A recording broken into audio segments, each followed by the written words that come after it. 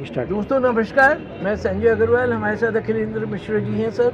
अभी ये लोक अर्पण में नेशनल स्कूल ऑफ ड्रामा में कुछ ही पलों पहले इनका वो हुआ है। सर बताएंगे, अब जो आप काफ़ी समय से सर जुड़े हुए हैं, आप शुरू से ही आप लोग का जीवन इसी में निकल गया है, सर थोड़ा सा बताएंगे भारत रंग महोत्सव के बारे में। भारत रंग महोत्सव अब पहले जैसा नहीं रहा, बहुत ही विस्तार ले लिया है।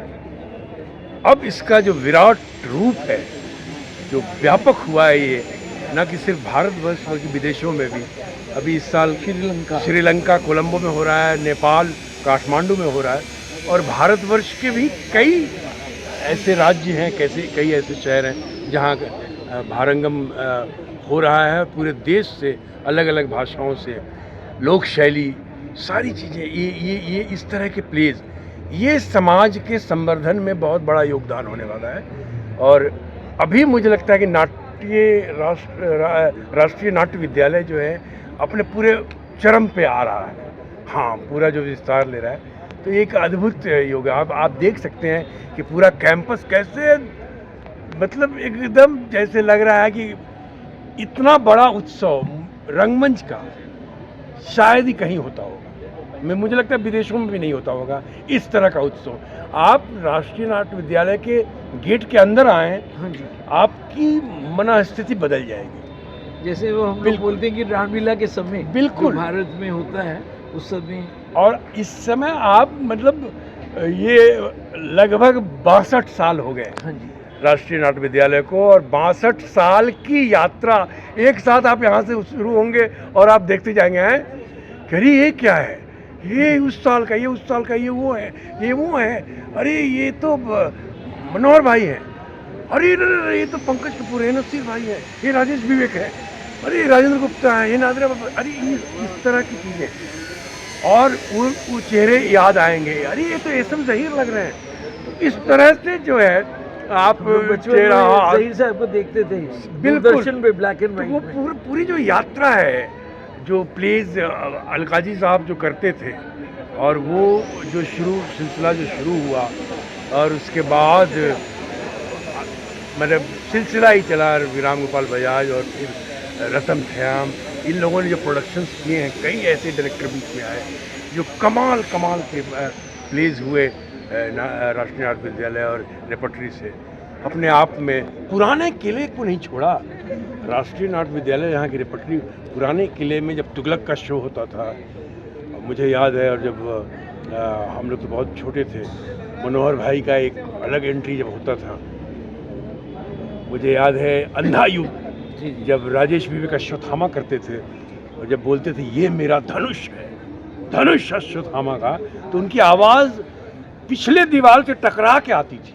सर अभी पिछले 2 वर्षों में ही हम लोग थे उसमें। आप लोग थे? हाँ जी। तो ये उस युग की बात बता रहा हूँ मैं, और ये सब विरासत है, इसको आवश्यकता है सजो कर रखने की।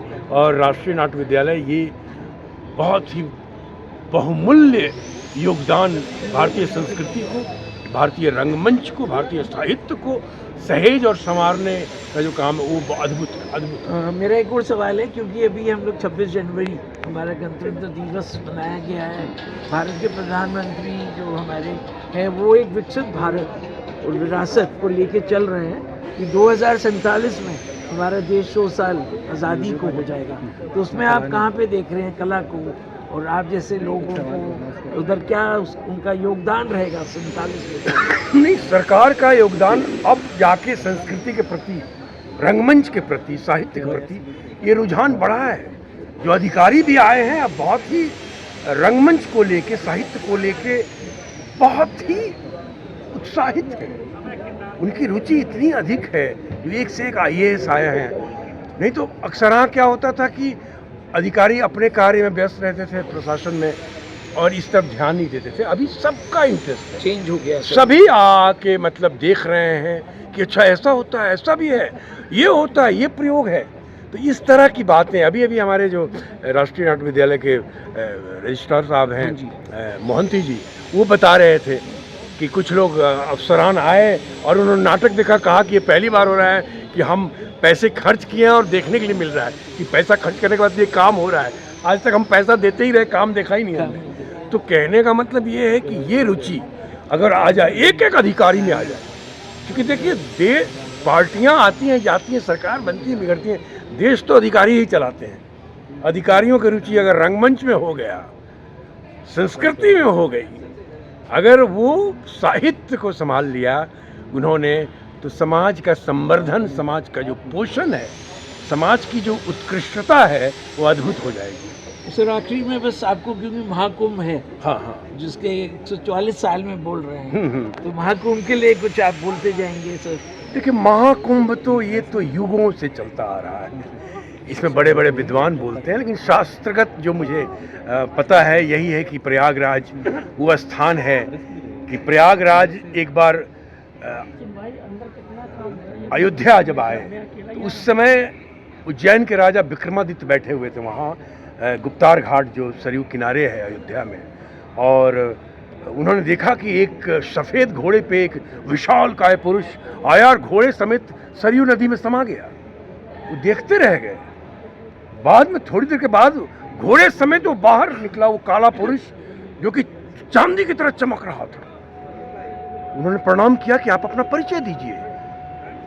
उस पुरुष ने कहा कि मेरा नाम प्रयागराज है, मैं वर्ष में एक बार आता हूं यहाँ पे अपने इस कालेपन को धोने के लिए। साल भर लोग नहाते हैं त्रिवेणी में आकर, अपने पाप को धोते हैं जिससे मैं काला पड़ जाता हूँ, और इस सरयू नदी में वो शक्ति है जो इस संपूर्ण पापों को धो देती है।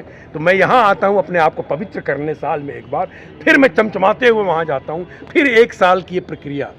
तो ये प्रयागराज और विक्रमादित्य का संवाद है। और जब उन्होंने पूछा कि आप अपना परिचय दें तो उन्होंने कहा मैं राजा विक्रमादित्य हूँ और मैं उज्जैन का राजा हूँ। आपने आज राज खोल दी। तो उन्होंने ये कहा कि महाराज ये जो सामने अयोध्या है उजड़ी पड़ी है, इसका पुनरुत्थान कीजिए, पुनः बसाइए। और राजा विक्रमादित्य ने पुनः स्थापना की और उत्थान किया अयोध्या का। अयोध्या 3 बार उजड़ी थी और 3 बार बसी थी, और चौथी बार जो है सो हमारे जो श्रद्धे, जो इस युग के एक महान पुरुष हैं जिसको पूरी दुनिया देख रही है, भारतवर्ष भी देख रहा है, हमारे आदरणीय प्रधानमंत्री श्री नरेंद्र मोदी ने चौथी बार अयोध्या को फिर से बसा दिया।